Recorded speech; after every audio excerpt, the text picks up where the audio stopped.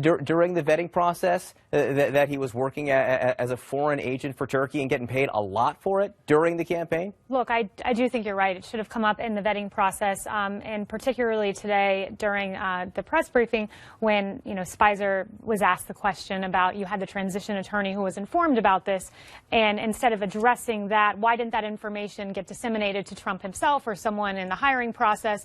He kind of didn't have an answer to that. My inclination, I believe the White House didn't know about this. I believe that they didn't know he was considering registering as a foreign agent, but I think it was overlooked in the transition process. And my father always said, if you've got to eat crow now, and that's the Southern way of saying sometimes you've just got to own up to the fact we missed this one. It was overlooked in the process, and I think that's what Sean should have done today. Bakari?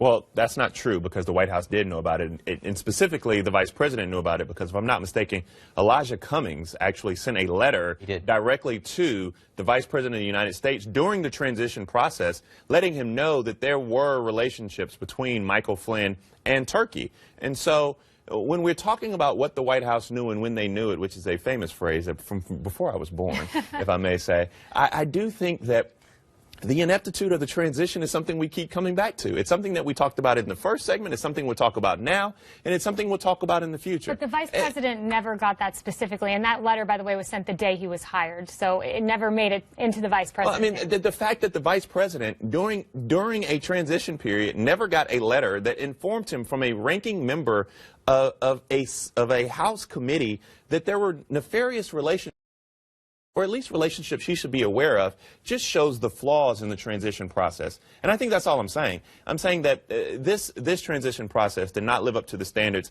And for anyone to say that the White House didn't know about it, is willful ignorance at best.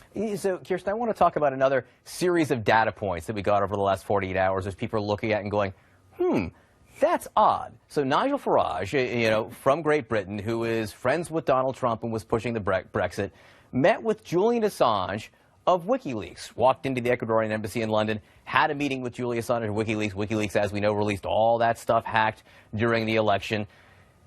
It's one of these things where I don't know if you can connect the dots, but there are a lot of dots here. There are a lot of dots, but I do think we have to be careful about speculating about things that we don't know. So there are things that look bad. It doesn't mean that we necessarily know that somehow that was connected to things that were happening with Donald Trump. So I'm a little, I like to wait and see and get more facts before I start making accusations. But can we go back to this FISA stuff about what Jason was saying? I mean, if you're saying, that we know people were being tapped, if you want to accept that, then that actually is more of an indictment of the Trump people than anybody else. Because if that happened, that means a FISA court had reason to believe that they were doing something nefarious. So that's what's sort of ironic about this accusation, is that indirectly Donald Trump is sort of saying that they were doing something wrong, unless you believe the FISA court just lets them go and tap whoever they want. The other thing I was going to say is, why doesn't he just declassify this?